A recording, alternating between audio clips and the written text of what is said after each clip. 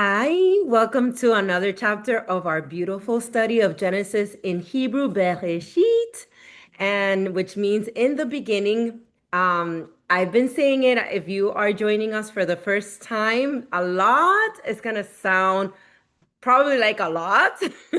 So I encourage you, don't get discouraged. Instead, I pray that this ignites you and gives you more of a hunger to want to go back to the beginning to connect the dots, right? Don't think, oh my gosh, it's like any movie or any good book when you start it and it's already started a few chapters in or a few minutes in, right into your movie or whatever. um, the movie will still be good and you'll get it eventually, right? But I do exhort you, once you're done with the movie, go back and start from the beginning so that it can really then click, right? Like, again, like any good book, if you started, a few chapters ahead and then you finish the book and you go back, you're like, oh, so that's what that meant. So that's what we're doing today. I mean, well, no, we've been studying from the beginning, but I'm exhorting you that are joining us for the first time tonight to go ahead and do that. Perhaps you've read the Bible before. Perhaps some of these stories ring a bell and you have maybe not studied them in depth, but at the very least, you've heard about them. So you won't be as lost. However, there's a few things that we've been studying together that connect the dots to the understanding that we're going to share today that shows up in chapter 9. And that's why I said it might sound like if you don't have the basis that we've been like, basically, if you haven't been following through with us with the puzzle pieces, putting them together, it might sound like a lot tonight. And I'm just preparing you. I just hope and pray. I do believe the pray the Holy Spirit will guide you, will lead you. If it's from Him, you'll receive it. And once again, don't feel discouraged if you feel like, okay, I'm so lost right now, because we were all there once. And it just means that we didn't give up, right? We continued, we showed up, and until things clicked and things made sense. So if I'm talking too fast, if I lose you at one point or another, please put a comment in the chat. Those of you that are present here, y'all know what to do. Raise your hand, share whatever's on your mind. Any questions, feel free to talk. This is not about me. I want everyone to participate. And like I said, if there's something that you're not getting and it could be explained within the context right now, we'll do it. We'll take our time and do that. I mean, so having said that, we're going to start chapter 9. And I'm so excited. I'm so excited because Genesis is like one of those books in the Bible that is just like such a cliffhanger. Every chapter is like, dun, dun, dun. Like, what is happening? Okay. So, and chapter 9 is one of those, I guess, high-end episodes within a movie because we're going to see what happens. Just to recap, chapters 1 through 7, 1 through 8, we saw obviously the creation and the fall, right? And what followed after the sin, mankind, the righteous seed versus the seed of Satan. And then we see how Enoch was righteous in all his generations, and he was chosen for the task of building the ark, which we know foreshadows the tabernacle of safety, the covering of Messiah. And he was dwelling there in safety with him and his family, right? Now, we read chapter 8 where the waters resided. I mean, yes, 8 last week. The waters resided and now they are in dry land once again. So last week we saw the recreation, basically, the wiping of, or the attempt of the wiping of the seed of serpent, the seed of the serpent, the seed of Satan that had been mixed in with Abba's creation, with Messiah's creation, right? And so the washing took place, but now we're going to see what resurfaces again. And like I said, this is one of those episodes that's like, here we go, ready for the roller coaster. So buckle up. So who wants to read chapter 9? We're going to read it in its entirety. And then, by the way, I was tempted to join chapter 10 tonight, but I didn't. I'm going to join it for next week because chapter 10 is genealogy, which I am going to mention it tonight because it connects with tonight a lot. We're not going to read, we're only going to read 9 today, but we will make reference to 10, just FYI. And then next week, we'll continue just kind of making reference from 10 to 11. But 10 is kind of just that middle ground where we're just going to connect the dots with genealogy because it's just literally, it's just that. Okay. So having said that, who wants to read? I'll read it. Okay. Can you read it loud and clear? Yes. Because I know you're not as close to the laptop. So the Most High blessed Noah and his sons and said to them, Be fruitful, multiply, and fill the earth. And the fear of you and the dread of you shall be on every beast of the earth, on every bird of the air, on all that moves on the earth, and on all the fish of the sea. They are given into your hand. Every moving thing that lives shall be food for you. I have given you all things, even as the green herbs. But you shall not eat flesh with its life, that is, its blood. Surely for your lifeblood I will demand a reckoning from the hand of every beast I will require it, and from the hand of man, from the hand of every man's brother I will require the life of man. Whoever sheds man's blood, by man his blood shall be shed, for in the image of the Most High he made man. And as for you, be fruitful and multiply, bring forth abundantly in the earth and multiply in it. Then the Most High spoke to Noah and to his sons with him, saying, As for me, behold, I establish my covenant with you and with your descendants after you, and with every living creature that is with you, the birds, the cattle, and every beast of the earth with you, of all that go out of the ark, every beast of the earth. Thus I establish my covenant with you. Never again shall all flesh be cut off by waters of the flood. Never again shall there be flood to destroy the earth. And the Most High said, This is a sign of the covenant which I make between me and you and every living creature that is with you for perpetual generations. I set my rainbow in the cloud, and it shall be for the sign of the covenant between me and the earth. It shall be when I bring a cloud over the earth that the rainbow shall be seen in the cloud. And I will remember my covenant which is between me and you and every living creature of all flesh. The waters shall never again become a flood to destroy all flesh. The rainbow shall be in the cloud, and I will look on it to remember the everlasting covenant between the Most High and every living creature of all flesh that is on the earth. And the Most High said to Noah, This is a sign of the covenant which I have established between me and all the flesh that is on the earth. Now the sons of Noah who went out of the ark were Shem, Ham, and Japheth, and Ham was the father of Canaan. These three were the sons of Noah, and from these the whole earth was populated. And Noah began to be a farmer, and he planted a vineyard. Then he drank of the wine and was drunk and became uncovered in his tent.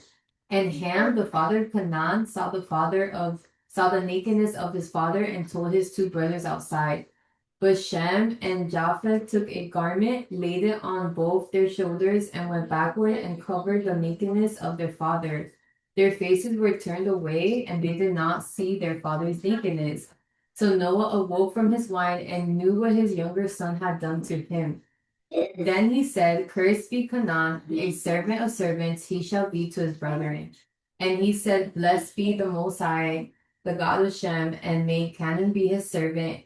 May the Most High enlarge Japheth, and may he dwell in the tents of Shem, and may Canaan be his servant. And Noah lived after the flood 350 years. So all the days of Noah were 950 years, and he died. He died so young.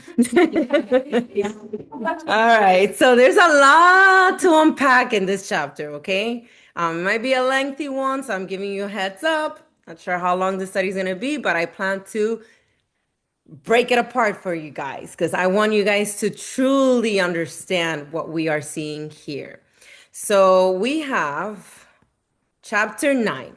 So after the flood, creation is not ending, it is being renewed, okay? And this is basically what we spoke about last week when we saw, the earth being restored, like the waters had um, ceased, right? And so the land came back up, right? So the Most High remembers Noah. We know that word remembers is the word zakar in Hebrew, and is basically because of the act of worship that he did, and the act of not only his act of worship, but the covenant that he had made from the beginning. So this is not memory loss or gain. It is covenant language. When the Most High remembers, he moves to restore order. The waters begin to retreat. Chaos is reversed. This is creation starting all over again. So the Most High tells Noah and his sons, be fruitful, multiply, and fill the earth. And we see that that's a pattern that started from the very beginning with Adam, right? So this is the same blessing spoken in Genesis 1. Creation is restarted through covenant. Later in Exodus uses the same language for Israel in Egypt, and we're going to see it. Israel's growth is not random history. It is creation purpose in continuing. It is creation purpose continuing. The Most High works quietly behind the scenes, bringing life to fill the earth. Okay, so I want to show some connecting precepts before we break it by slide. So we have verse 1. So for verse 1, where it says, be fruitful and multiply and fill the earth, I just want to show the connections. Let me just move this out of the way here. So you see where it says it, and we just said Genesis 1, 28, 29. I want you guys to reread it with me.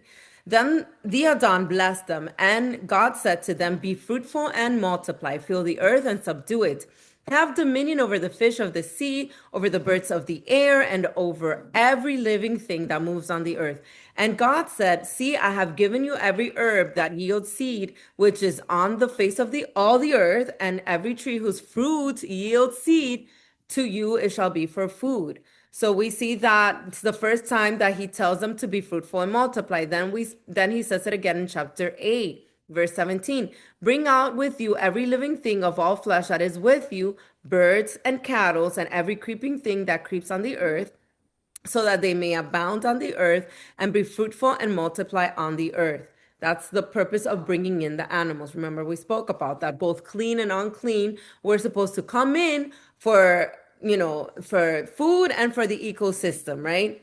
Genesis 9, 7 and 19. We've read it now. And as for you, be fruitful and multiply, bring forth abundantly in the earth and multiply in it.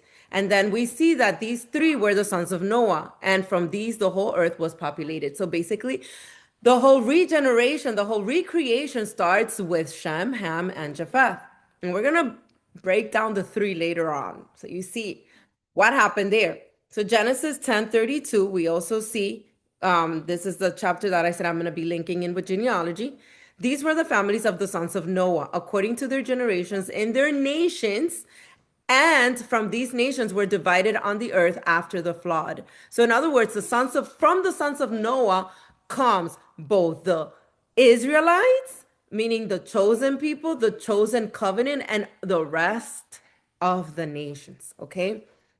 So now we're going to go, well, before we go to verse 2, we have Exodus 1, 7, and this is now when the Israelites have gotten back in captivity to Egypt. And we see that it says, but the children of Israel were fruitful and increased abundantly, multiplied and grew exceedingly mighty, and the land was filled with them. So even abroad, even in the land that wasn't theirs, they were multiplying. So the promise was being fulfilled wherever they went.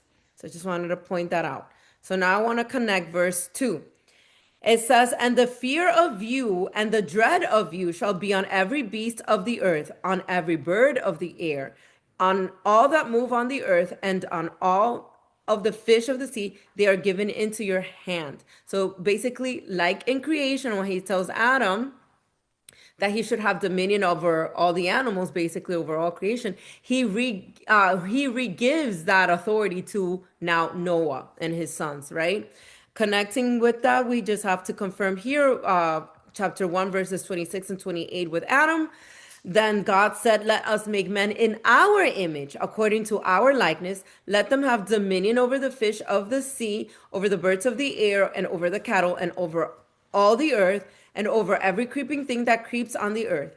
Then God blessed them, and God said to them, be fruitful and multiply, fill the earth and subdue it. Have dominion over the sea, over the fish of the sea, over the birds of the air, and over every living thing that moves on the earth. So here we see that the reason why man was given authority is because he was created to the image of the Son and the Father. So we know that we spoke about that when we did the study in chapter 1, But that is the reason why man is given authority, because he is a representation of the Adon here on earth. And that's why we were called to be righteous, because we were called to be like him. Psalms 8, verse 6. You have made him to have dominion over the works of your hands. You have put all things under his feet. And this is speaking of Messiah. However, mankind has also had dominion over the works of our own hands. So that just confirms that. Now I want to let me just go over verse 3, and then so I can connect the two slides that I have for those two verses. So verse 3, where it says, every moving thing that lives shall be food for you. I have given you all things, even as the green herbs. And there's a lot here to unpack. And I'm going to bring in Paul. And one of the reasons why I want to take a pause here, I'm not going to take a pause like this in every verse, but here I am going to take a pause because a lot of people will take this completely out of context to say that both clean and unclean are the same, are considered food. If you haven't been connecting with us, I do highly suggest go back. I do post my studies online in case, you want biblical interpretation. We've been receiving, reading everything in context, because last week and the week prior, we've been seeing how the true purpose of the unclean animals being preserved were for the keeping of the ecosystem, and how it was very clear in scriptures that the clean animals were kept so that they could do the sacrifices with them, and also for food, right? And so there's a very marked distinction between the unclean and the clean from the very beginning. We're not talking about from the times of Moses here. We're talking back to the times of Eden, down to Adam and Cain, Abel and Cain. When Abel brings oblation with clean animals. So there was already that distinction since then, right?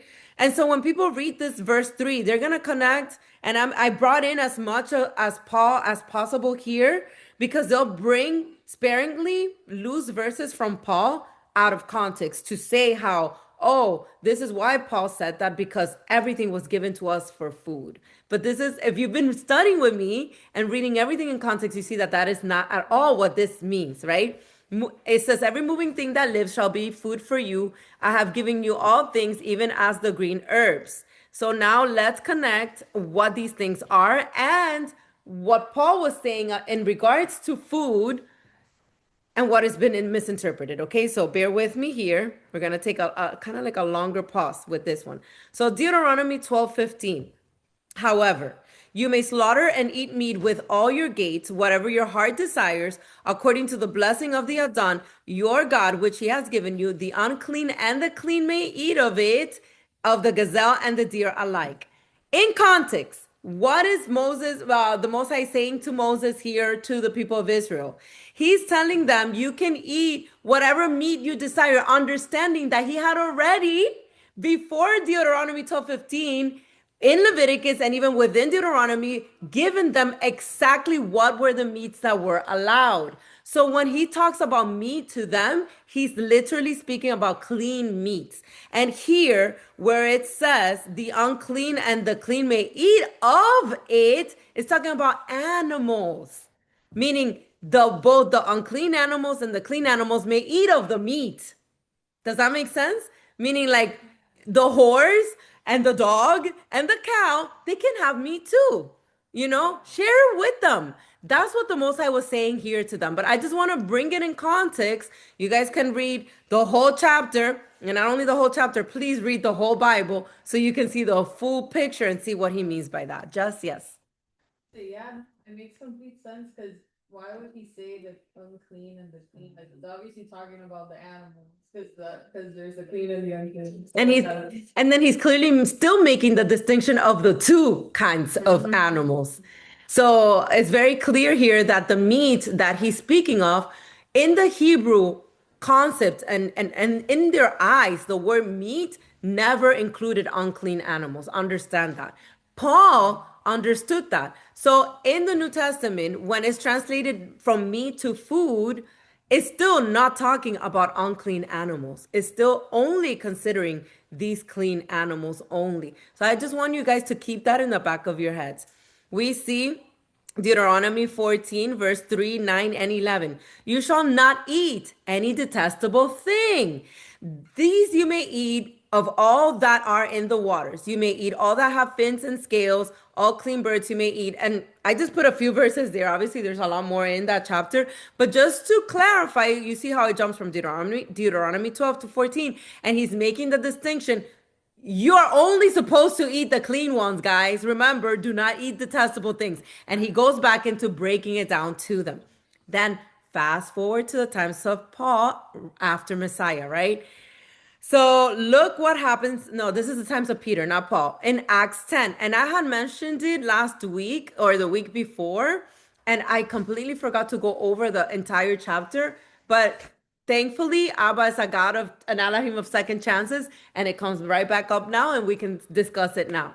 So the vision that Peter has in chapter 10, let's talk about it because this is one that a lot of people will use to say the Most High declared all things to be clean, right? And that's why he told Peter, kill and eat. So I specifically only put here 12 and 13 because this is what people will read and they'll keep it there, right? So let's see, just reading it there so you see what I see. Okay. So in it were all kinds of four-footed animals of the earth, wild beasts, creeping things, and birds of the air, meaning all of them, both clean and unclean, right? And a voice came to him, rise, Peter, kill and eat. So people read this and be like, oh, so you see, we can eat anything. All right, cool. Because this is what's presented most of the time. But let's go to Acts 10. Let's read together in context, shall we? Yeah? All right, let's do it. So, this is about a vision. So, and I'm not going to read the whole thing just for time's sake. So, I'm going to give you some background information. Peter, it's a Jew, right, of the times of Messiah, right? One of the disciples that walked alongside with him. Clearly, I just want to point out if Messiah had done away with these laws and had declared all foods to be clean, as many proclaim from Mark 7, Peter wouldn't have been as confused with this vision later on after Messiah resurrected, right? So, what is Peter's vision? Before we get into Peter's vision, understand that there's this guy named Cornelius who was a Gentile. Okay, that's the context right there. This is what I need you guys to see with me. Cornelius was a Gentile, and it tells you right here. There was a certain man in Caesarea called Cornelius, a centurion of what was called the Italian regiment. So a Gentile, right? Not a Jew, not like Peter, right? But he was indeed a devout man and one who feared the Most High and with all his household. And he prayed to the Most High always, right? So I'm going to skip all that just to say that he was praying to the Most High. And then we see here. Okay, we see here he has an encounter with the Most High, right? And the Most High basically tells him that he had heard his prayers and that he was going to send Peter, who was called Simon, right? And he was going to send Peter to him. So that's the context of this chapter. Cornelius, a Gentile, right? A righteous man attempting to be part of his flock, right? And then the Most High sees his heart and sees he's one of my sheep. And then he has an encounter with him and tells him, I'm going to send you Peter. So Cornelius was already aware that Peter was going to come to him because an angel came to him, right? Had an encounter and told him these things. Okay, cool. Then the next day, this is where we start. The next day, as they went on their journey and drew near the city, Peter went up to the housetop to pray about the 6th hour. Then he became very hungry and wanted to eat. But while they made ready, he fell into a trance. So we see a trance, what it means, he was literally in the presence of the Most High. It's like you have a vision, but it's like you're awake, but you're not in your body anymore. Okay. So he's in the presence of the Most High. He's like, whoo. And immediately it says, and saw heaven open and an object like a great sheet bound at the four corners, descending to him and led down to the earth. In it were all kinds of four-footed animals. This is what we had read, right? Of the earth, wild beasts, creeping things, and birds of the air. And a voice came to him, Peter, rise, kill, and eat. Now let's see Peter's reaction. But Peter said, not so, Adon, for I have never eaten anything common or unclean. You see, you think that if the creator of heaven and earth walks with you all these years, right? 3 to be exact, and tells you you are allowed to eat this, do you think he's going to have this reaction when he has this face to face encounter and be like, I'm not going to do that, Lord? You know, like, I have never eaten anything unclean. Like, in other words, it's almost like he's telling the Most High, like, how dare you have me sin? You know? So look at Peter's reaction. Guys, understand the context of what's happening here. Verse 15. And a voice spoke to him and said the second time, what God had cleansed, you must not call common. All right. So a lot of people, pay attention here, because a lot of people will use this to say, you see, he declared everything to be clean. Now, check this out. This was done 3 times and the object was taken up to heaven again. So people that don't read, keep it here. I read what I needed to read. Let me do a whole preaching on this matter, right? And a whole doctrine is formed from those few verses. But now let's read the context. Remember the guy Cornelius that the Most High had already set for him to go? He is the unclean that he's telling him do not call common. Okay, let's see the Bible itself confirming it. Verse 17. Now, while Peter wondered within himself what this vision which he had seen meant, behold, the man who had been sent from Cornelius had made inquiry for Simon's house and stood before the gate. And they called and asked whether Simon, whose surname was Peter, was lodging there. While Peter thought about the vision, the Spirit said to him, behold, 3 men are seeking you. Remember that it was 3 times that he saw the vision? 3 times, 3 men. All right, cool. And it's the Spirit that's connecting, his Holy Spirit connecting it for him. Arise, therefore, go down and go with them, doubting nothing, for I had sent them. Verse 21. Then Peter went down to the man who had been sent to him from Cornelius and said, yes, I am he whom you seek. For what reason have you come? And they said, Cornelius the centurion, a just man, one who fears the Adon, and has a good reputation among all the nation of the Jews, was divinely instructed by a holy angel to summon you to this house and to hear words from you. Then he invited them in and lodged them, right? On the next day, Peter went away with them, and some brethren from Joppa accompanied him. All right, so this is now when he comes and meets Cornelius. The following day, they entered Caesarea. Now Cornelius was waiting for them and had called together his relatives and close friends. As Peter was coming in, Cornelius met him and fell down at his feet and worshipped him. I love this part because he worships Peter, right? Cornelius, not knowing any better. But Peter lifted him up, saying, stand up. I myself am also a man. I love this part because, man, how many times do we see people letting people worship them? But anyhow, verse 27.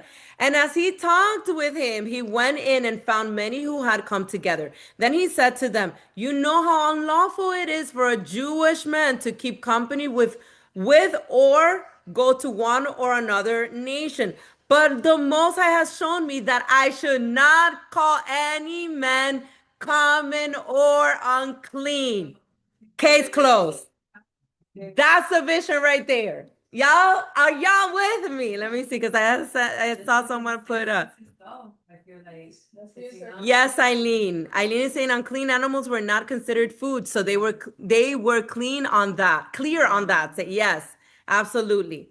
Okay, so do you guys have any doubt with this? Because here, Peter, by the Spirit, the revelation showed him what the dream, the vision, was all about. It was about Gentiles not being considered unclean if the Most High had called them. Okay? It had nothing to do with food. So understanding that now, let's go back to another witness that a lot of people will use against this to refute all animals, us still abiding by clean and unclean laws, right? So we have Romans 14:14. This is Paul.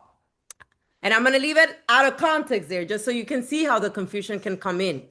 I know and am convinced by the Adon Yasha that there is nothing unclean of itself, but to him who considers anything to be unclean, to him it is unclean. Do not destroy the work of the Adon for the sake of food. All things indeed are pure, but it is evil for the man who eats with offense. Now, reading it like that, whoo!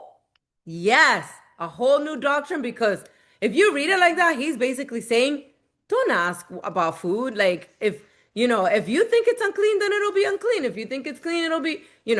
Now, before I go into the context, understand Paul's assignment here and understand his understanding. Food for him did not consider unclean animals. Okay? So understand that from the get go. Now let's read 14 in context, because reading it like out of context is super confusing. So we have 14, verse 14, right? That's the one we read. Now, I'm sorry, can you lower that, please? All right. So it starts at the beginning, he starts saying, receive one who is weak in the faith, but not to disputes over doubtful things. For one believes he may eat all things, but he who is weak eats only vegetables. All right. I'm gonna give you the context right there. Because right here, you're seeing that the context is not eating all things, meaning unclean animals. Is that one eats meat, meaning clean meats, and the other one only eats vegetables. That's one point that you guys have to see from the get go on verse 2.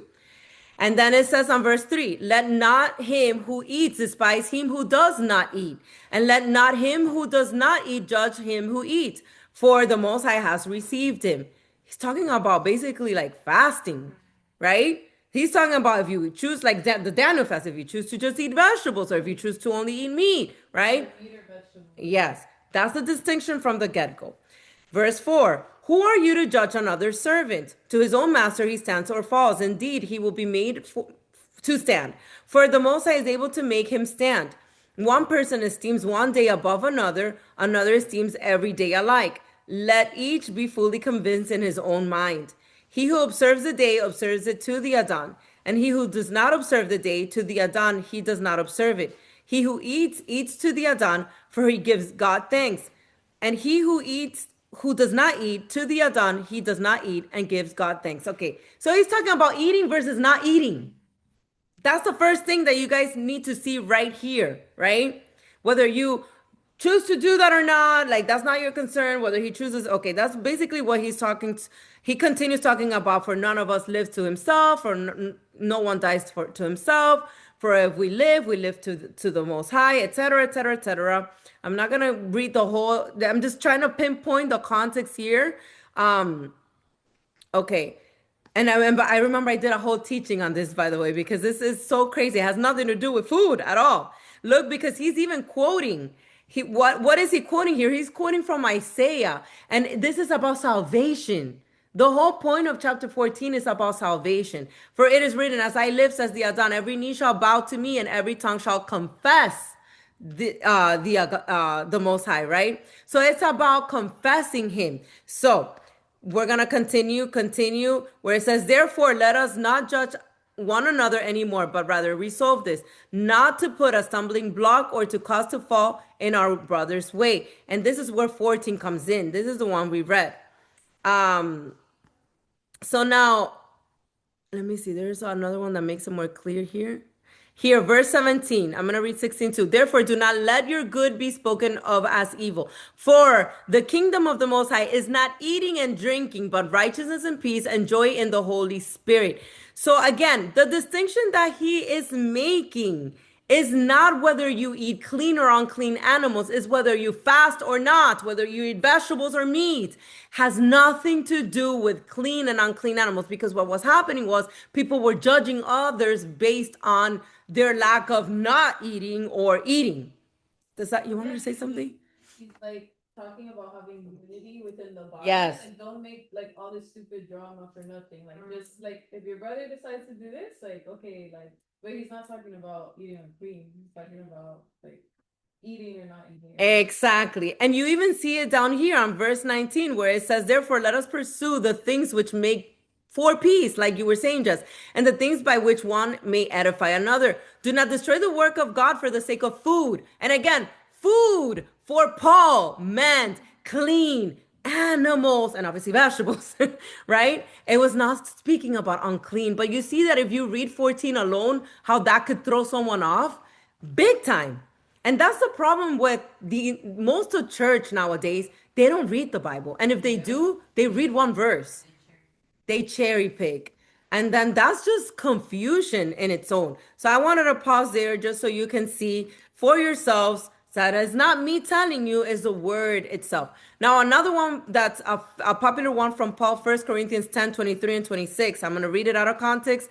All things are lawful for me, but not all things are helpful. All things are lawful for me, but not all things edify.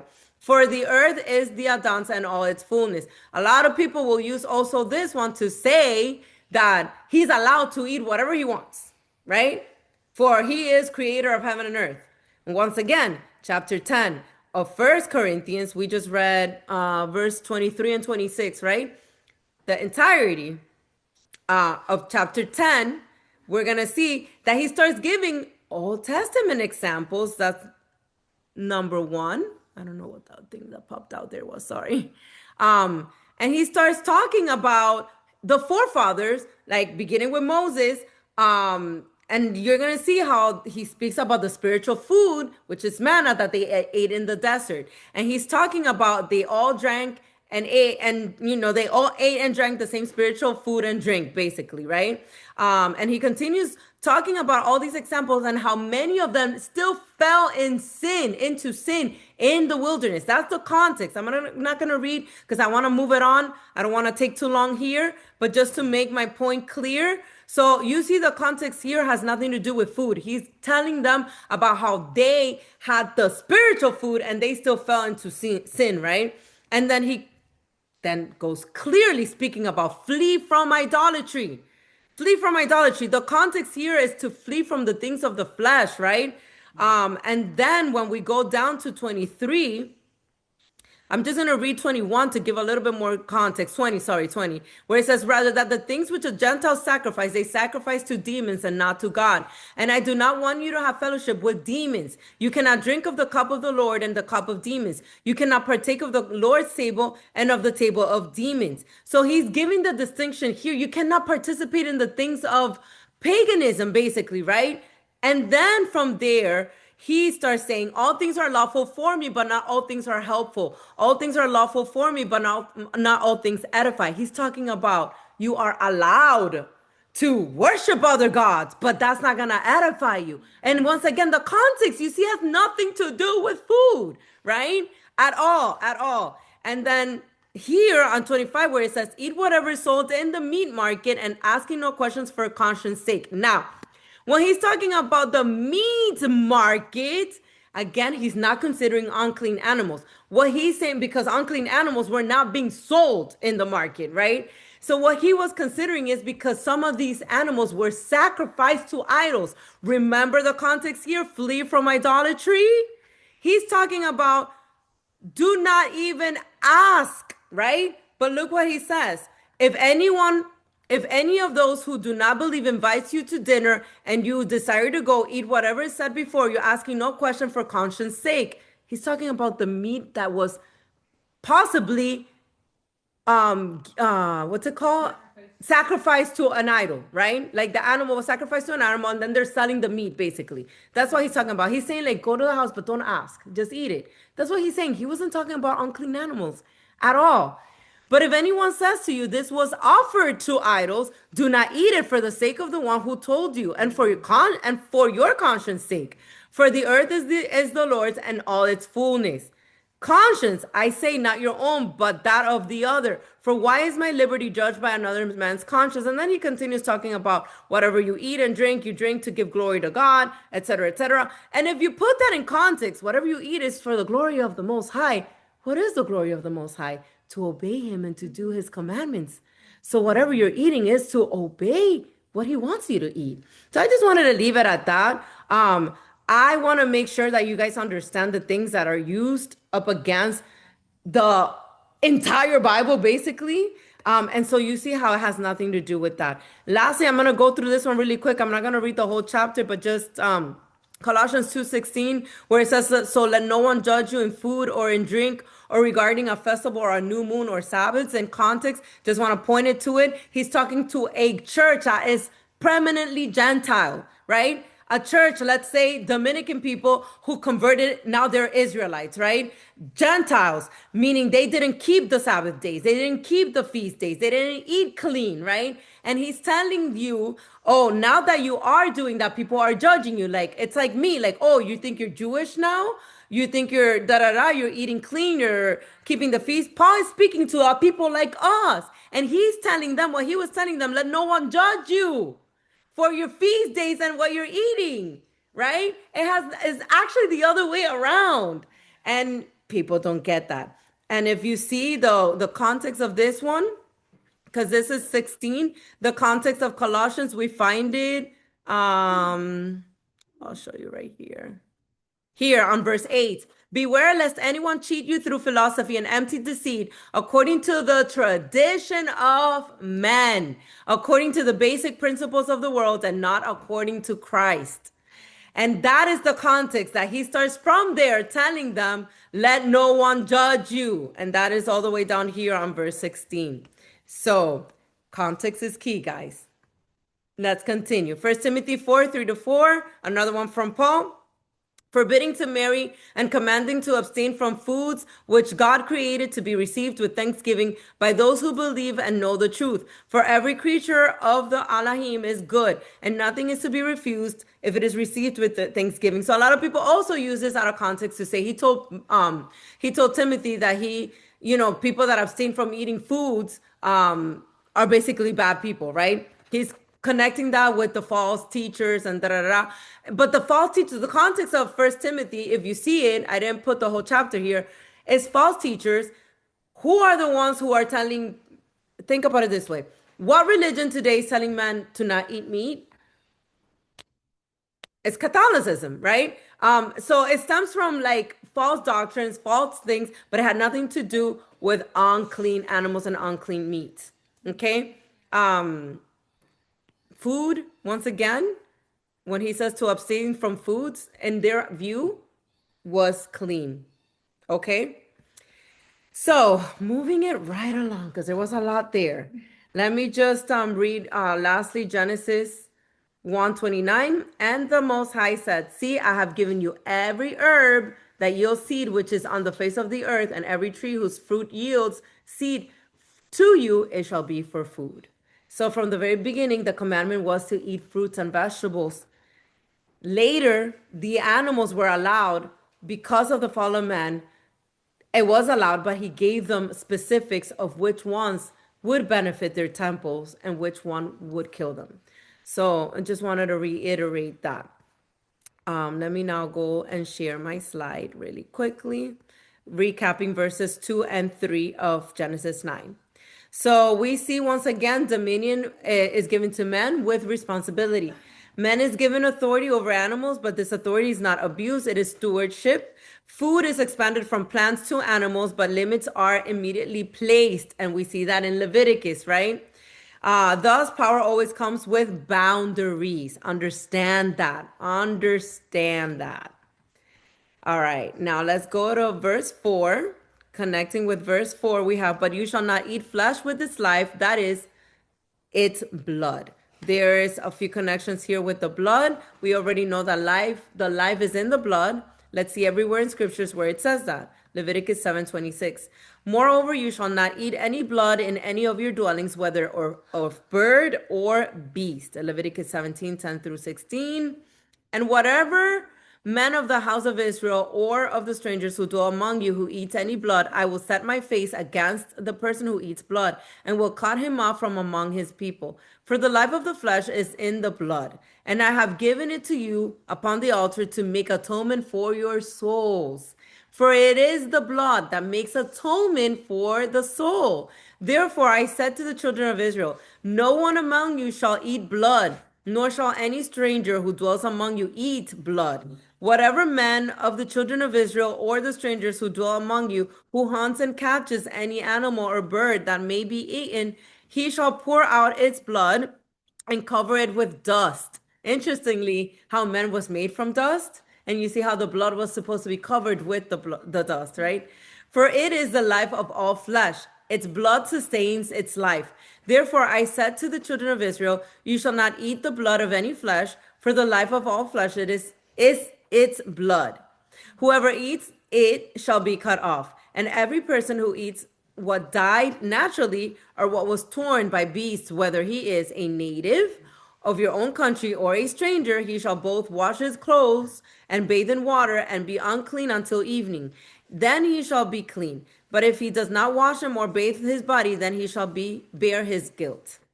So we see here that this law with not eating blood was not only for the Israelites, but also the strangers who were dwelling with them. Okay. Leviticus 19:26. You shall not eat anything with the blood, nor shall you practice divination or soothsaying. Deuteronomy 12:16 and 23. Only you shall not eat the blood, you shall pour it on the earth like water. Only be sure that you do not eat the blood, for the blood is the life. You may not eat the life with the meat. You wanted to say something? Isn't it cool together Leviticus 19:26 with witchcraft? Because a lot of people Yes. drink blood. Yes. So it goes to show like you should not partake in that. Thank you for bringing that up. Yes. The darkness, because everything has a meaning. Everything that witchcraft and everything that Satan does has to do with blood because he knows that life is in the blood. And that's why he uses that. And thank you for bringing that up about witchcraft because that's how they get the power. They do. They do. Deuteronomy 15:23. Only you shall not eat its blood, you shall pour it in the ground on the ground like water. Um we also have, yeah, I have a couple more. Ezekiel 44:7. When you brought in foreigners, uncircumcised in heart and uncircumcised in flesh, to be in my sanctuary, to defile it, my house, and when you offered my food, the fat and the blood, then they broke my covenant because of all your abominations. So that's something that we see that took place with obviously very unrighteous, unlawful people in in Ezekiel. In Zechariah 9:7, I will take away the blood from his mouth and the abominations from between his teeth. But he who remains, even he, shall be for our God and shall be like a leader in Judah and Ekron like a Jebusite.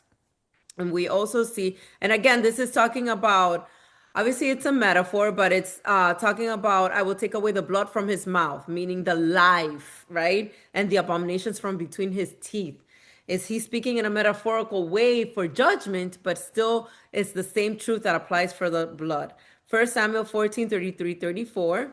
Then they told Saul, saying, look, the people are sinning against the Adon by eating with the blood. So he said, you have dealt treacherously. Roll a large stone to me this day. Then Saul said, disperse yourselves among the people and say to them, bring me here every man's ox and every man's sheep, slaughter them here and eat, and do not sin against the Adon by eating with the blood. So every one of the people brought his ox with him that night and slaughtered it there. So we see that also the kings, the judges, everyone was following this commandment. They knew better not to eat with the blood. Lastly, we see it that with the new converts that came in the times of Peter and James, we see that this is one of the things that is mentioned today to them from the get-go to abstain from. Acts 15:20-29. But that we write to them to abstain from things polluted by idols, from sexual immorality, from things strangled, and from blood. That you abstain from things offered to idols, from blood, from things strangled, and from immorality. If you keep yourselves from these, you will do well. And then they say farewell. That's a letter that they wrote to them. Okay, so now we have, let me actually just show you the slide really quick. For verse 4, a little recap. The life is in the blood. So meat may be eaten, but not with the blood, basically, right? So why? Why is that? Because the life, like I said, and we read it over and over and over again, life is in the blood.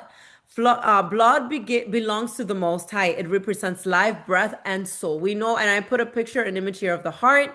We know that the minute that the heart is, like the minute that we stop breathing, meaning his breath, his spirit leaves, or our own spirit departs, There's no more oxygen, therefore the blood drains out and the heart stops beating and goes white or like very pale, like almost translucent. I don't know if you guys have ever seen that. So what gives it the life, what makes it beat is the blood. Okay? So this rule is universal, given to all humanity. Later, the Torah develops it for Israel's daily life. So from Genesis to the Torah, we see that in Leviticus and in Deuteronomy, like we just read, we see this command being repeated. Ezekiel repeats it in the priestly setting. The rule moves from universal principle to covenant identity. And once again, like we just read in Acts 15, it echoes Genesis again, showing this rule still mattered for Gentiles coming near. And not only did it matter, but it was one of the most important ones. Notice how they told them, like, don't put a yoke on them, don't make these people get circumcised, don't make them do all these extra things right now, but tell them the most important ones to start with that. So to them, that was very important. Do not eat the blood. So learn from that. Learn from what they told the new converts, right? And let's not eat the blood. I know that's one of the things most people like. They like to eat really raw meats, and it's like, guys, I don't think you're supposed to eat it like that. It still has a heartbeat. But yeah. All right, let's move it along to verse now 5. Surely, me neither. Surely for your lifeblood, I will demand a reckoning from the hand of every beast. I will require it, and from the hand of man, from the hand of every man's brother, I will require the life of men. So once again, going back to the blood, let's connect some precepts here. Exodus 21:28. He who strikes a man so that he dies shall surely be put to death. However, if he did not lie in wait, but God delivered him into his hand, then I will appoint for you a place where he may flee. But if a man acts with premeditation against his neighbor to kill him by treachery, you shall take him from my altar that he may die. So this was talking about the places of ay, ¿cómo se dice? The of refuge that they were being built for the people. He's basically saying is somebody, he who strikes a man so that he dies shall surely be put to death. And then he says, however, if he did not lie in wait, but the Most High delivered him into his hand, then I will appoint for you a place where you may flee. That's a place of refuge. In other words, you didn't kill intentionally, right? There's a distinction between a lot of people think, oh, thou shalt not kill. No, it's thou shalt not murder. Murder is when you kill innocent blood. You know, there's a huge distinction. And you may say, oh, but why? It's still blood. Yes, but it's let's just say most of the times is from the other seed in scriptures. That's one of the reasons why the wars that took place and the death, we're going to talk a little bit about that later. But also, if the Most High says end it, you end it, right? And there was a reason for that. We're going to talk about that. Leviticus 24:17. Whoever kills any man shall surely be put to death. Numbers 35:33. So you shall not pollute the land where you are, for blood defiles the land, and no atonement can be made for the land, for the blood that is shed on it, except by the blood of him who shed it. So you see how important the blood is for the Most High, that even the land is defiled, right? Matthew 26:52. But Yahshua said to him, put your sword in its place, for all who take the sword will perish by the sword.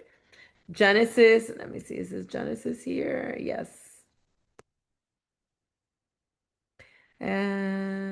Yes, I'm still in Genesis. Genesis 1:26-27. Then the Adon said, let us make men in our image according to our likeness. Let them have dominion over the fish of the sea, over the birds of the air, etc., etc. I'm not going to read. So basically, he created man in his own image, and that's the reason why, we are not to kill other people.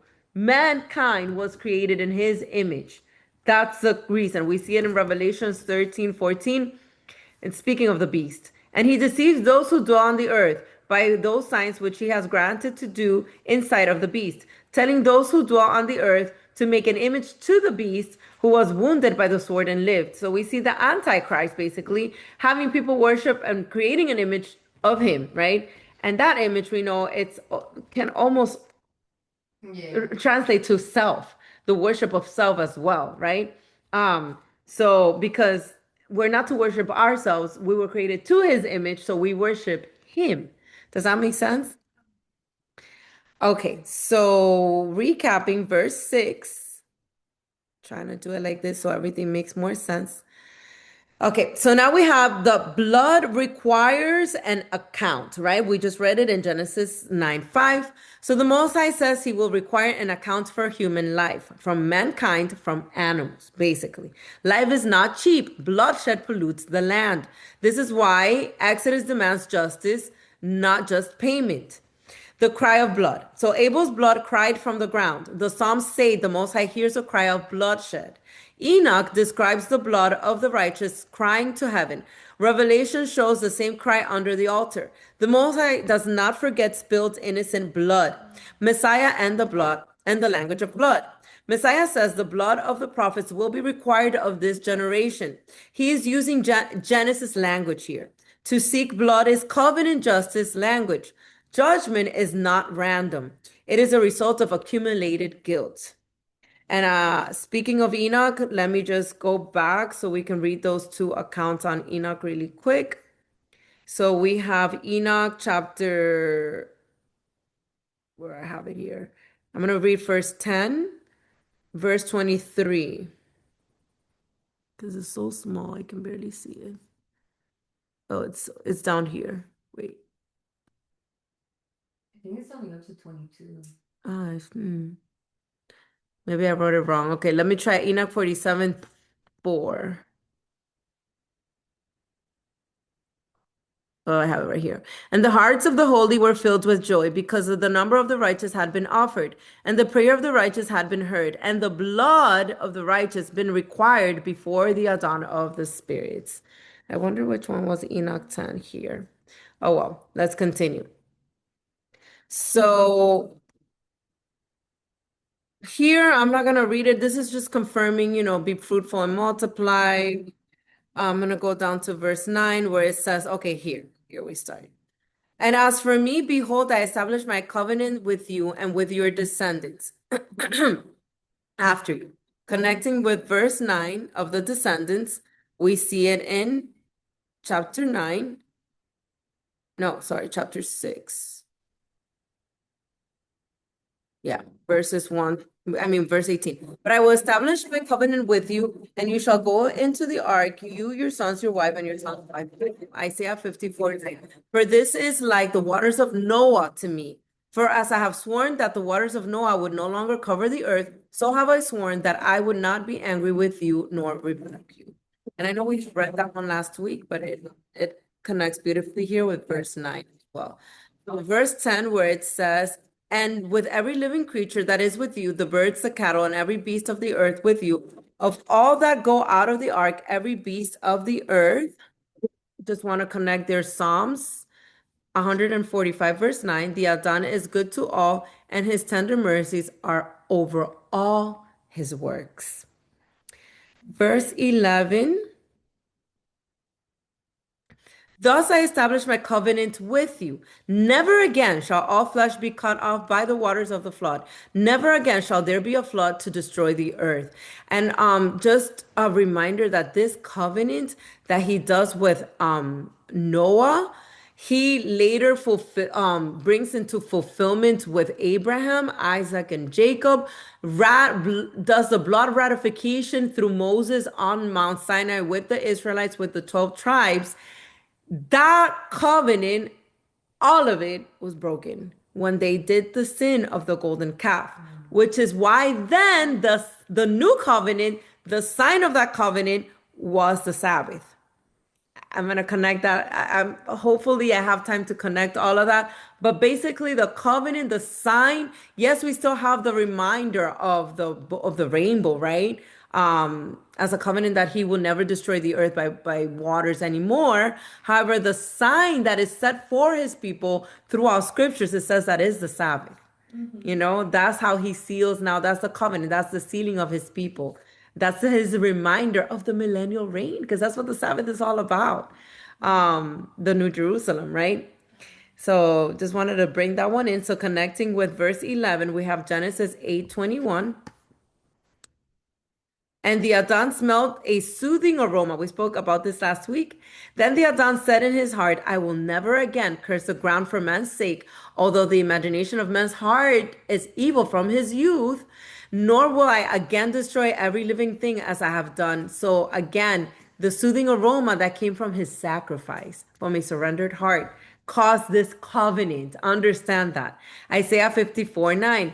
For this, oh, that's the same one I just read. For this is like the waters of Noah to thee. Okay, I'm not going to read that one. Then Enoch 55, verse 2. Enoch 55, verse 2. And he swear by his great name, henceforth I will not do so. Hold on, I'm trying to see where it ends here.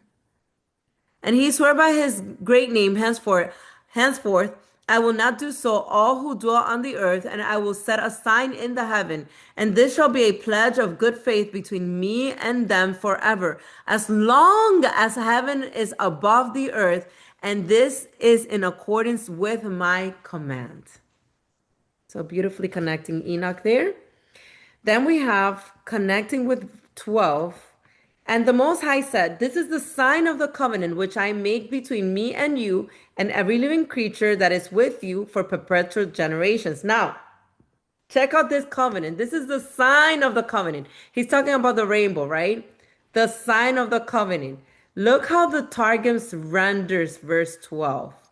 I just love it. Wait, am I in the right chapter here? Let me see. No, I'm in 8. No wonder. 9. Okay. Okay. And the Adon said, the Most High said, this is the sign of the covenant which I established between my word, meaning Messiah, and between you and every living soul that is with you and the generations of the world. I'm also going to read, you know what? I'm going to read through 17 here, just so you see repetition of his word here. I have set my bow in the cloud, and it shall be for a token of the covenant between my word and the earth. And it shall be that when I spread forth my glorious cloud over the earth, the bow shall be seen in the daytime while the sun is not sunk or hidden in a cloud. And I will remember my covenant, which is between my word and between you and every living soul of all flesh. And there shall not be waters of a flood to destroy all flesh. 16. And the bow shall be in the cloud, and I will look upon it to remember the everlasting covenant between the word of the Adon and every living soul of all flesh that is upon the earth. And the Adon said to Noah, this is a sign of the covenant that I have covenanted between my word and between the word of for all flesh that is upon the earth. So this is a covenant actually. That one is not broken through the sin of the golden calf.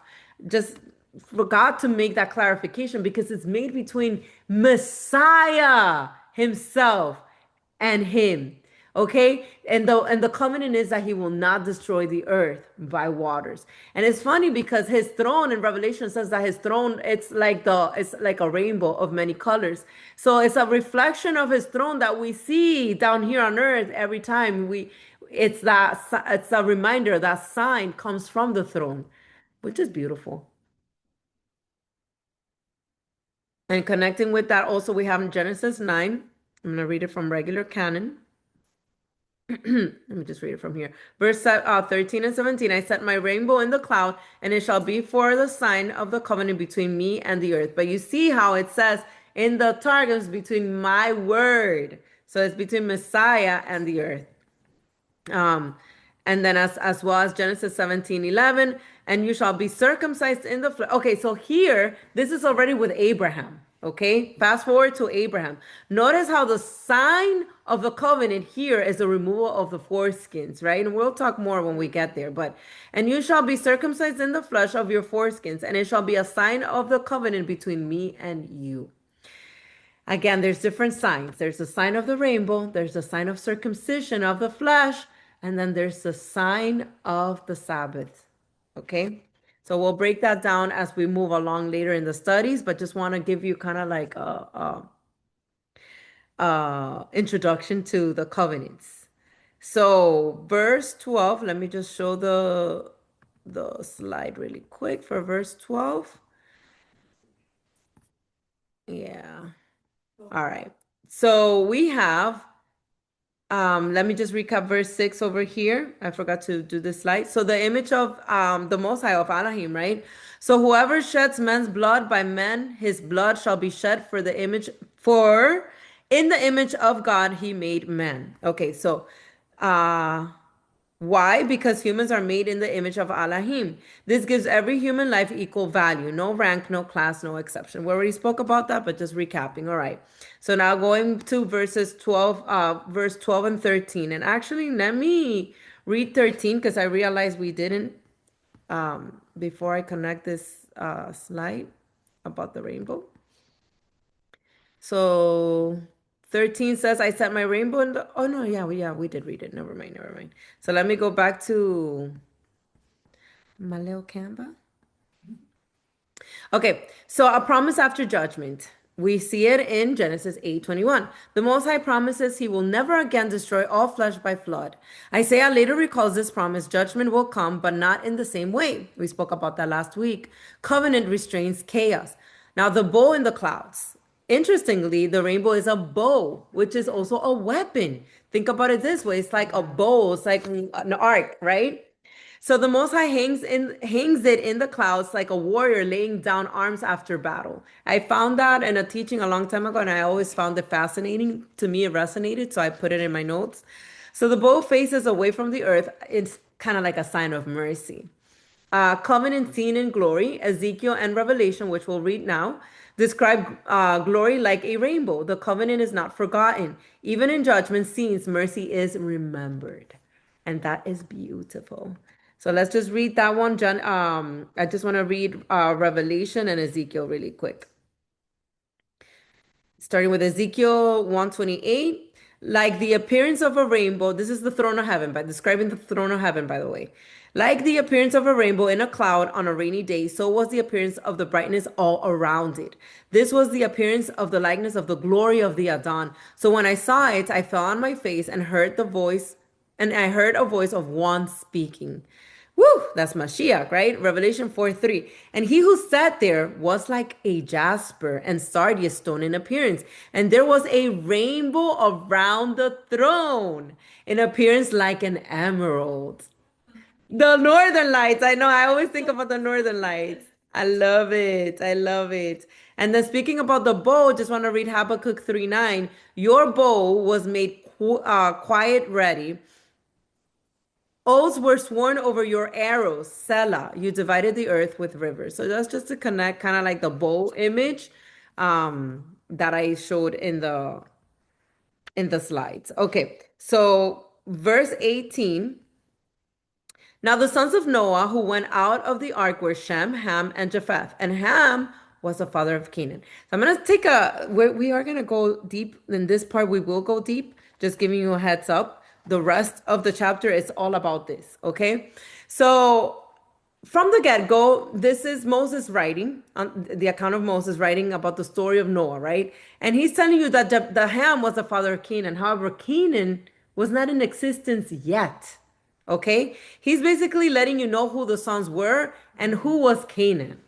Canaan came from Ham. He didn't come from Noah. And that is a distinction that I need you guys to understand and to remove all pre-existing knowledge that you may have right now, because for a lot of you, this may sound like a lot, but I want you guys to understand what I believe. Again, me, I haven't confirmed this, but it makes the most sense biblically in the context of the entire Bible, how this was so. And I'm going to present to you what I believe took place here, okay? But before we get there, understand that the sons of Noah were only Shem, Ham, and Japheth. And that Ham later has Canaan, okay? So we have verse 19 where it says, these three were the sons of Noah. And from these, the whole earth was populated. So the whole earth is populated from these three. Okay. We know that Canaan later comes through Ham. Just keep that in mind.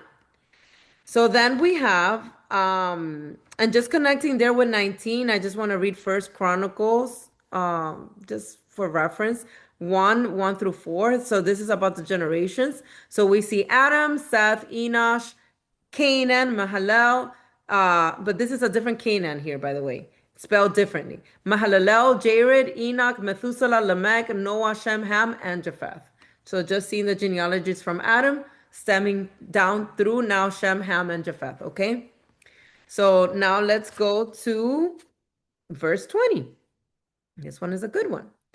Okay, and Noah began to be a farmer, and he planted a vineyard. So in the Targums for the vineyard section, let's see what it says. Verse 20. And Noah began to be a man working in the earth, and he found a vine which the river had brought away from the Garden of Eden. And he planted in it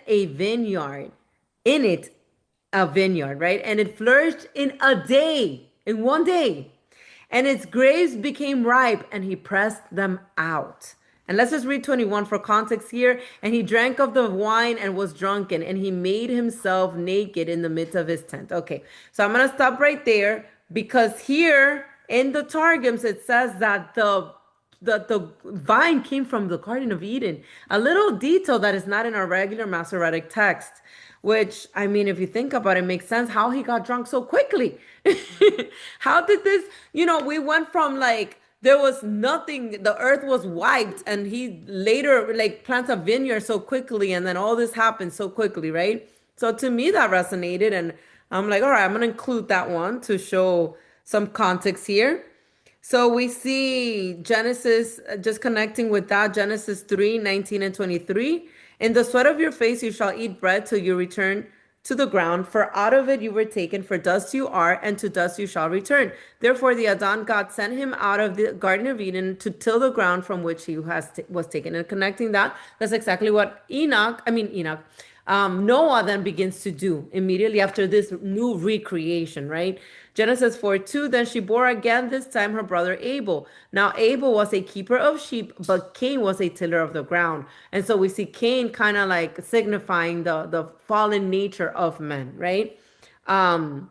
We have Proverbs 12:11. He who tills his land will be satisfied with bread, but he who follows frivolity is devoid of understanding. That's just saying, we are to work the land, right?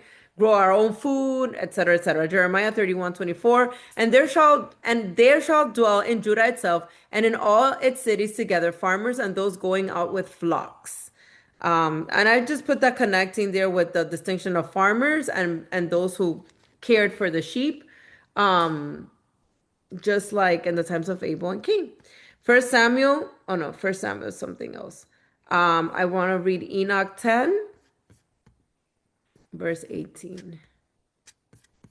Let me go. Okay, here. And then, hold on. And then shall the whole earth be tilled in righteousness, and shall all be planted with trees and be full of blessing. So this is obviously a prophecy, an end time prophecy, right? But interestingly, look how the recreation with Noah after the washing of the earth, he plants a vineyard, you know? So I just thought that was a really cool connection there. So now connecting that with the slides. Moving quickly. So, oops, I'm trying to move this. Noah plants a vineyard, so the ground is worked again. Life resumes. In other words, Enoch expands this into a picture of a full earth restoration. The vineyard becomes a symbol of renewal. So now, verse 21, where he talks about getting drunk, right? Wine drunkenness and exposure is what takes place here.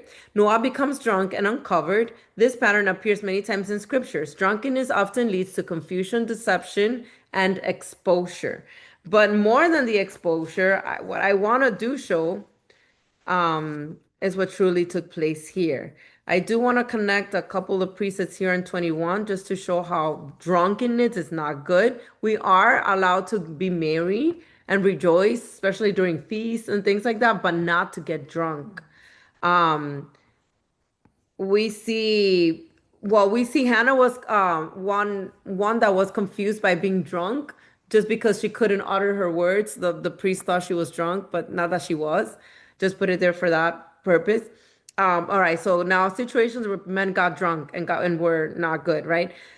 First Samuel 25:36. Now Abigail went to Nabal, and there he was, holding a feast in his house, like the feast of a king. And Nabal's heart was merry within him, for he was very drunk. Therefore she told him nothing, little or much, until morning light. Second Samuel 11:13. This one's bad.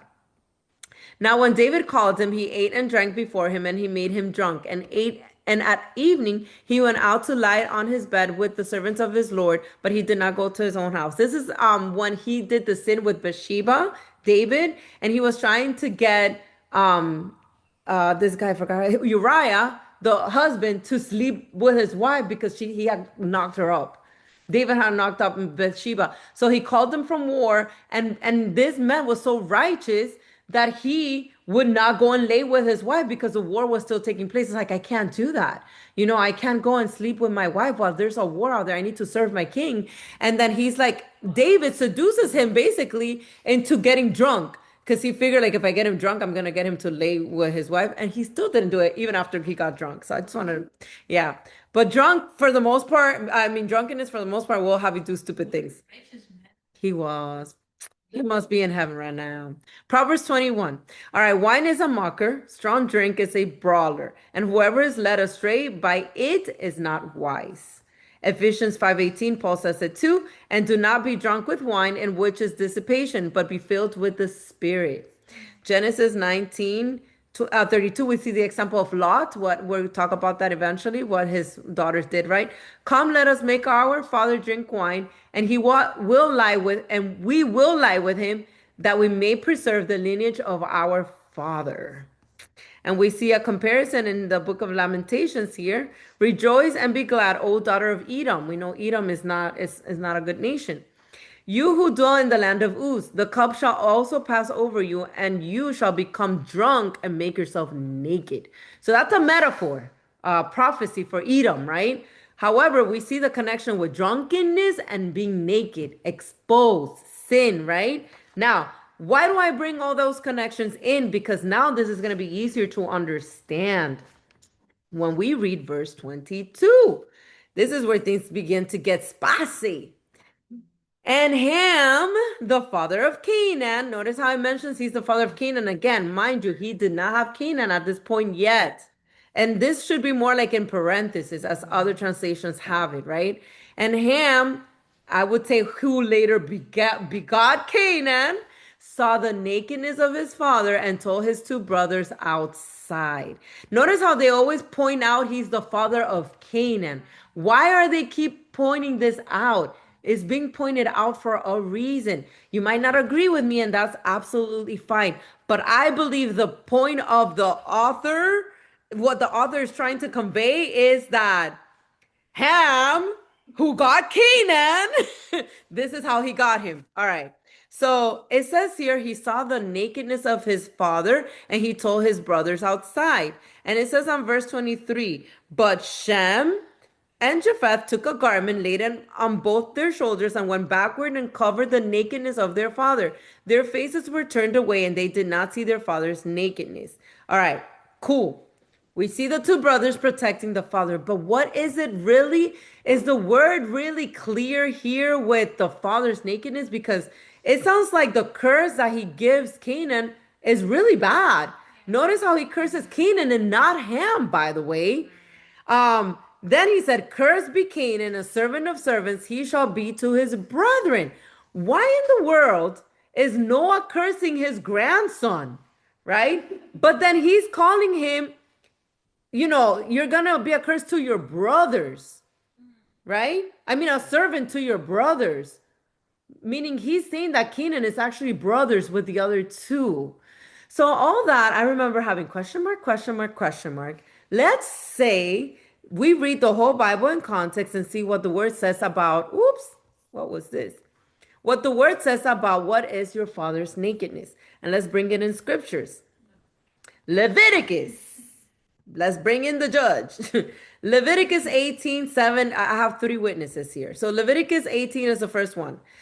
The nakedness of your father. And this is the Most High, by the way, when he's talking through, telling Moses the commandments and what to tell the Levites, right? The nakedness of your father or the nakedness of your mother you shall not uncover. She is your mother. you shall not uncover her nakedness. Now, okay, cool. Verse 8, the nakedness, let me highlight it. The nakedness of your father's wife you shall not uncover. It is your father's nakedness. Are you guys following me with this one? So I'm going to go back again. I'm going to read two more witnesses, but I'm going to go back. It says that Ham saw his father's nakedness. Leviticus, the Most High, is basically using what happened in Genesis and is bringing it into written law, saying, the nakedness of your father's wife you shall not uncover, for it is your father's nakedness. He says it again, Leviticus 20, verse 11. The men, and then here's more, even more specific as to what this nakedness means. The man who lies with his father's wife has what? Has uncovered his father's nakedness. You guys see it? Both of them shall surely be put to death. Their blood shall be upon them. I'm going to read that again. The man who lies with his father's wife has uncovered his father's nakedness. I'm going to translate this to you. In other words, the man who has sex with his father's wife, you have uncovered your father's nakedness. Okay? Deuteronomy 27:20, third witness. Cursed. Notice how it says curse. And what did Noah do? He curses Canaan. Okay. Cursed is the one who lies with his father's wife because he has uncovered his father's bed. And all the people shall say, Amen. Okay. Okay. Yes. All right. Let's stop right here. So what is happening here? What is happening here? Let's go to the slide. What is happening? So what is seeing the father's nakedness really meant, right? Genesis 9:22. This phrase is not casual. Leviticus defines it as sexual sin. Your father nakedness means you're uncovering your mother. In other words, the language suggests a serious violation, not accidental seeing. So it's suggesting, I'm gonna say it in plain English. Sorry for those watching around children. I suggest you don't. In other words, what I believe the word is saying is that Ham slept with his mother. Okay? Again, you don't have to believe it. You don't have to agree with me. I'm going based on what I see in context of scriptures and in context of the curse of Canaan and everything that we're going to read following this. And we see this echoes a lot with what happens with Lot. We're going to read that eventually in Genesis also with his daughters. We see that Lot's daughters exploit drunkenness, and the same wording again appears. So drunkenness removes boundaries. Sin multiplies when order collapses, right? And so, what am I trying to show with all this? Haido, you're here. He's saying it's encrypted. He laid with his own mother. I love how Haido shows up right on time. Come on. Yes, hi fam. Yes, go ahead, Jess. Notes here, like so in Jasher, it says that Shem and Japheth actually have a different mother, and that's who Ham slept with. So it might have been like maybe his like I don't remember that. And I don't think I brought it into, yeah, just because I think if I did read it, I don't know if that's how entirely fitting that is because of the number of souls that came in the ark. But yes, thank you for bringing that up. Yeah. You know what I say? It also kind of reminds me how like the word says be sober minded. And when you're not sober minded, you do crazy things. Yeah. Yeah. Do remember though, the one that got drunk was Noah. But I do believe because of his drunkenness, He took advantage. yeah, absolutely. Absolutely. Absolutely. Mm-hmm. So I'm going to read verse 24 and 25 in the Targums, just to bring in even further context here. So, where it says, I'm going to read it from regular and then from the canon. So Noah woke from his wine and knew what his younger son had done to him. So notice how it doesn't say how he knew, right? But the Targums adds understanding to this. Verse 25, then he said, cursed be Canaan, a servant of servants. Okay, and we already read that. So now let's read it from the Targums. 24 and 25. Here it is. And Noah awoke from his wine and knew by the relation of a dream that what had been done to him by Ham, this is Ham, by the way, his son, who was inferior in worth on the account that he had not begotten a fourth son. So notice that the fourth son is not Noah's, it's Ham's, right? And he said, accursed is Canaan, who is his fourth son. A serving servant shall he be to his brethren. So notice how it adds even more clarity because it's almost like he's a fourth son because it's from the same mother. That's kind of what I interpret from there. I don't know if it's far-fetched or not. You wanted to say something, I was thinking Joss? maybe like he noticed that his wife was pregnant, he didn't get her pregnant, and then like, That could be too. But I like how Targum says by relation of a dream because the Most High does speak a lot through dreams and visions too. So, yeah. But for sure, he goes immediately to curse Canaan the same way. Basically the same way the Adon curses the Eve with the fruit of her womb.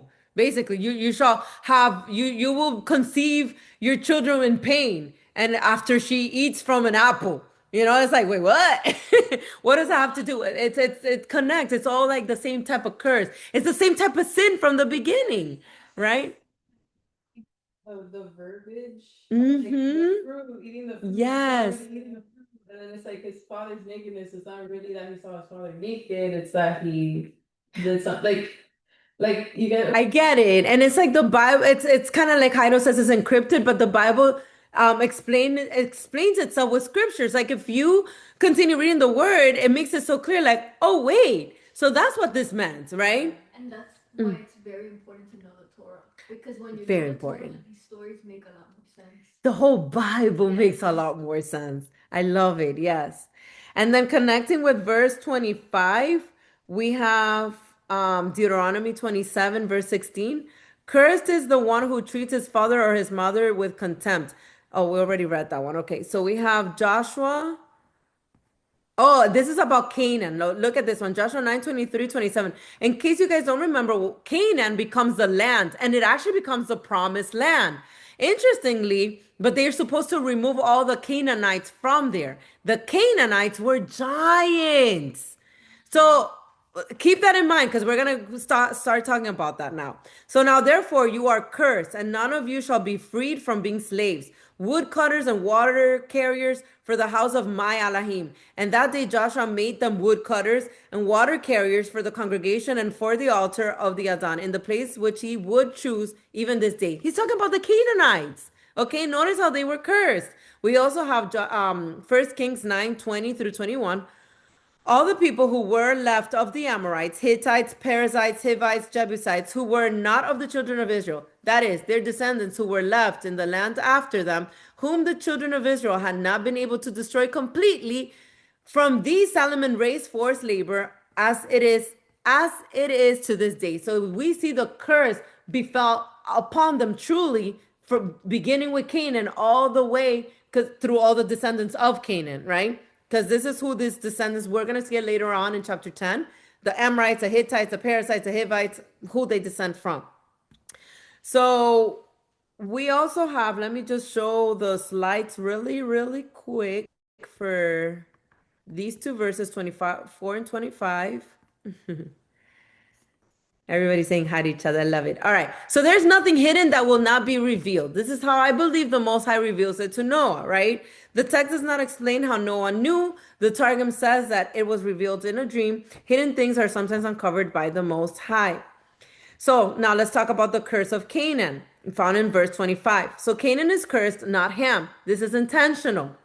Canaan is the result of a sinful act. The curse falls on the fruit of the violation. This is a seed issue, not a skin issue. And why do I say not a skin issue? Because a lot of people will say that Ham is the blacks.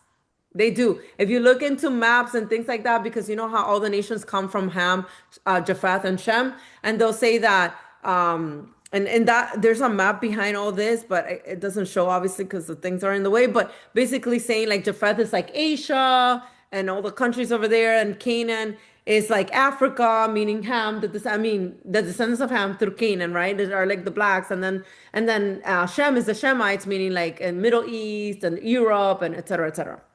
Um, So we see that it's not a skin issue at all. It's a seed issue. Remember, it's all about seed from Eden from the very beginning, which explains why corruption resurfaces after the flood. Remember that he had wiped the earth. There were no more giants, no more Nephilims. I believe this is how the Nephilims resurfaced again through Canaan, right? We see the blessing of Shem on verse 26. The Most High is called the Alahim of Shem. This is covenant language. Lineage matters because promise travels through it. And remember, this is the righteous seed, the seed of Shem. The expansion to the nations, we see it in verse 27. It's Japheth is enlarged. He dwells in the tents of Shem. This points forward. The nations will share covenant space. Messiah comes through Israel, but the blessing reaches far. And we know that, yes, even the seed of Japheth, if they are born again and are grafted in, they too become Israel. So, which is why I believe that everybody comes basically back to Shem. In other words, now, having said all of that, before I show this, let me just read a couple more connections here for verse 26. Yes, Hyder, it's a seed war, literally. And when you understand that, you understand the entire Bible and why the wars. Why was the Most High asking to exterminate entire nations? It's about the seed that came from Satan. It's so crazy how once you see, you just see, right? Verse 26, where it says, and blessed be the Adon of Shem. Just connecting with verse 26, I want to read really quick. Genesis 14:20, and blessed be God Most High, who has delivered your enemies into your hand, and he gave him a tithe of all. Why am I reading this? Because this is when Abraham blessed Melchizedek. In the book of Joshua, it says that Melchizedek was Shem. I don't know if you guys followed me here or if I lost you, but we'll read it again once we get to chapter 14 of Genesis. But basically, it's saying once again on verse 26 that he is the Alahim of Shem. And we see, blessed be God Most High, who has delivered your enemies into your hand and gave him a tithe of all. In other words, Shem was protected by the Most High, and Abraham recognized that, which is why he blesses him, right? Genesis 24:27. And he said, blessed be the Adon, God of my master Abraham. And now we see it not only through Shem, but all the way through his bloodline. So now also Abraham is blessed because it's the righteous seed, right? And this is his servant when he went to get a wife for Isaac. But we'll get to that eventually. I also want to read Psalms 144, 15. Happy are the people who are in such a state. Happy are the people whose Alahim is the Adon. Hebrews 11:16. But now they desire a better, that is a heavenly country. Therefore, Alahim is not ashamed to be called their God, for he has prepared a city for them. This is the whole goal of being part of the righteous seed, y'all families. All right. Genesis 10:2-5. The son of Japheth were Gomer, Magog, Madai, Javan, Tubal, Meshech, and Tyrus. Stop right there. This is the genealogy from chapter 10, okay? From the sons of Gomer were Ashkenaz, Rephaim, and Togarmah. The sons of Javan were Elisha, Tarshish, Kittim, and Dodadim. From these, the coastlands peoples of the Gentiles were separated into their lands, everyone according to his language, according to their families, into their nations. I'm going to revisit that again more slowly next week, I promise, because that leads perfectly into the Tower of Babel. Genesis 39:3, and his master saw that the Adon was with him, and that the Adon made all he did to prosper in his hand. This is about Joseph, and this is when Joseph came into the land of Egypt, that it didn't matter where he was still being blessed by the Adon. So all this to point that the line of Shem was blessed, that wherever they went, they were blessed and protected. Amen. Isaiah 66:19, I will set a sign among them, and those among them who escape I will send to the nations. Tarshish and Pul and Lud, who draw the bow, and Tubal and Javan, the coastlands of afar, who have not heard my fame nor seen my glory, they shall declare the glory among the Gentiles. This one is connecting to verse 27, where it speaks of Japheth. May God enlarge Japheth, and may he dwell in the tents of Shem. You see the connection there with Isaiah? It connects beautifully. My glory will be spread among the Gentiles. Japheth basically becomes the Gentiles, right? Luke 3:36, the son of Canaan. This is a different Canaan, by the way. The son of Arphaxad, the son of Shem, the son of Noah, the son of Lamech. And that's the genealogy of Messiah, by the way, to point that Messiah comes from the line of Shem. John 1:14, and the word became flesh and he dwelt among us, and we beheld his glory, the glory of the only begotten of the Father, full of grace and full of truth, because again, and he came from the righteous seed.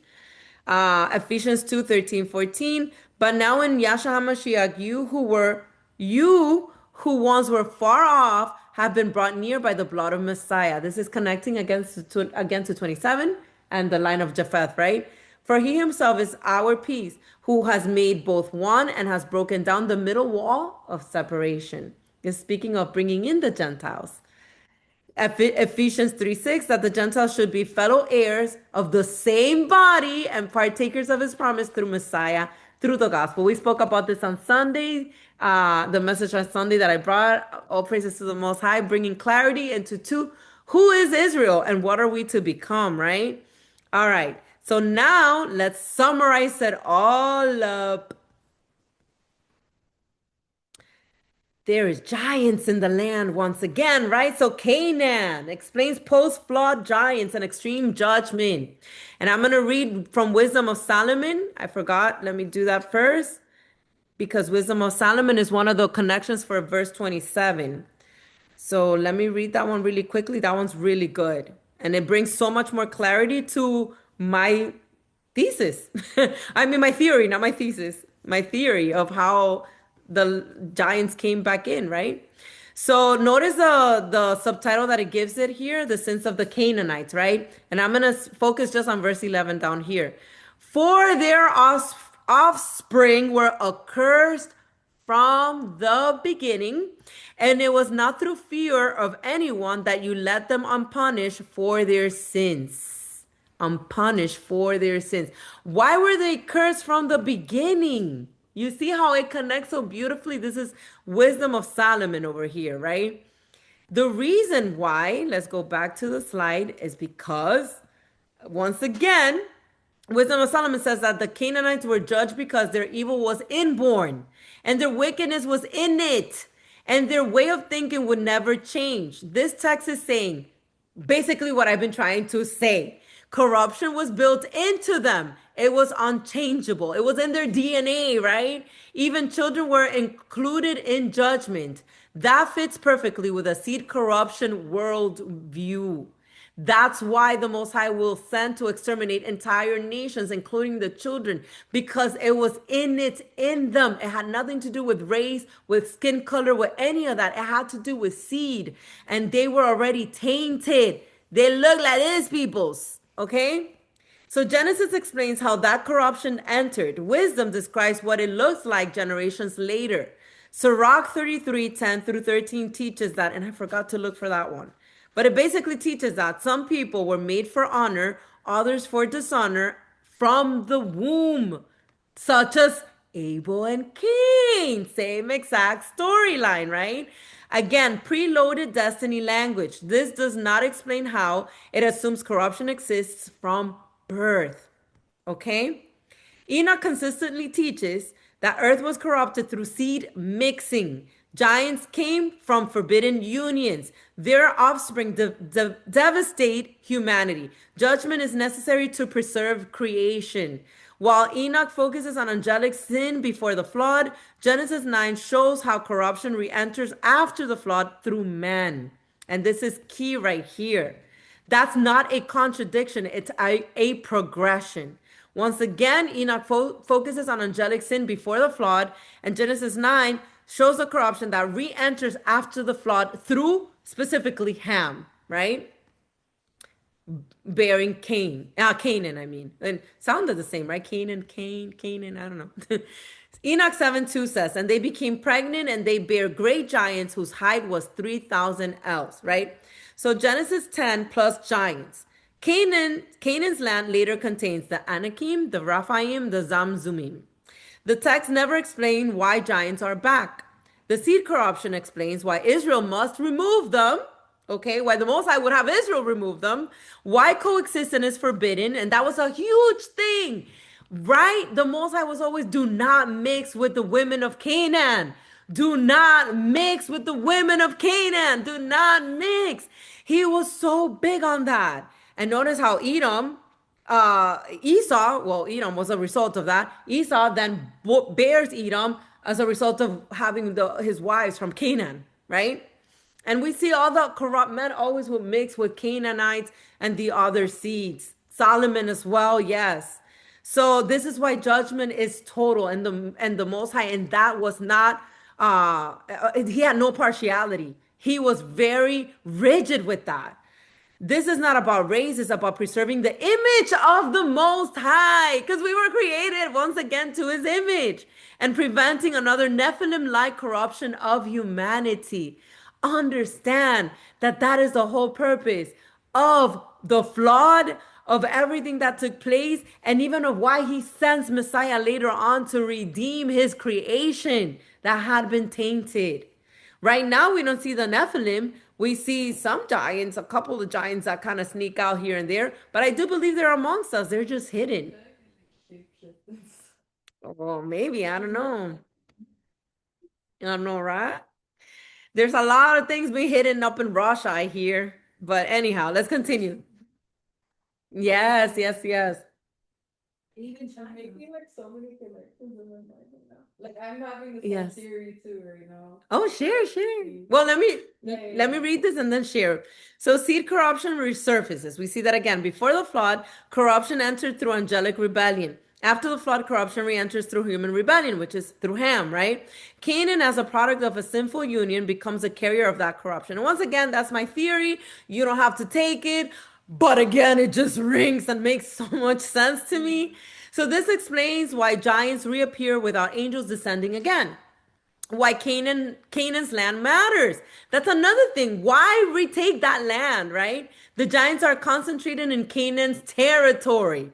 This is not coincidence. The land reflects the seed. Oh my goodness, guys, come on. The seed reflects the rebellion. Israel is told not to mix because mixing threatens the image of the Alahim. Why the judgment is total. Giants represent more than military threat. They represent a repeat of Genesis 6. Unchecked corruption leads to destruction of all flesh. Just in case you guys forgot, they were literally eating people. Eating. And as a matter of fact, it happens again because remember when Moses sends the some of the Israelites to as spies to spy the land, they freaked out when they saw not only the giants but that they were eating the people, right? And because of that, they feared. The only ones who didn't fear were Caleb and Joshua. And because of that, they weren't the only ones that didn't perish from their generation. Yes. And again, unchecked corruption leads to destruction of all flesh, and that's exactly what happened. Judgment is not genocide, it is containment. He's trying to keep his righteous seed, right? So it's mercy what's happening here. So he's protecting his design, creation's design, right? The Most High's concern is always the same, to preserve life, to preserve the image, his image, to preserve the covenant. Giants threaten all three. Understand that. Yep. And our giants come from his seed. Let me just check the chat really quick. Yes. So Hyro is saying that serpent gene sneaked up again through that act. Absolutely, I believe so. They still exist in underground caves and sacred genetic experiments and programs all over the world. They are still preserving the Nephilim gene. I absolutely wholeheartedly believe that. There is this story, this legend called I forgot the name, the legend of, my goodness, it's escaping my mind, but there's even a legend that speaks of these giants, and it's used throughout English literature as something like, oh, it's a legend, but they're talking about how they preserve some of these giants and this, and I'm like, yeah, y'all know they know. Y'all know they know. All right, so Sylvie is saying, could be why the churches in Europe are so huge. Yes, actually, yes. Yes, Jairo said not just giants, hybrid creatures too. Yes, yes, that too. For them to go and worship their gods. Oh my gosh, Sylvie. Yes, remember that their gods are actually these fallen angels. That makes so much sense, actually. So, to sum it all up, from Noah to Messiah, Genesis 9 is about boundaries. Life is sacred, blood matters. Covenant restrains judgment, which is why Messiah had to shed his own precious, innocent blood. Doesn't make sense to you guys now? It is so perfect. When boundaries collapse, creation collapses. Messiah comes to restore what was broken: seed, image, and covenant. All of it points forward toward restoration in Messiah. Once again, it's about seed, his image, and his covenant. And with that, we end chapter 9. I told you it was going to be a lengthy one and a deep one, but I love the connections found here, and I pray that it brought more clarity and that it truly sets your mind apart. Pray for deeper understanding. Sorry for those that connected that are probably thinking this is too much. But I promise you, as you read and as you study more, things will become more and more clear, and everything will just make so much more sense. May Abba Baruch all of you. Shalom.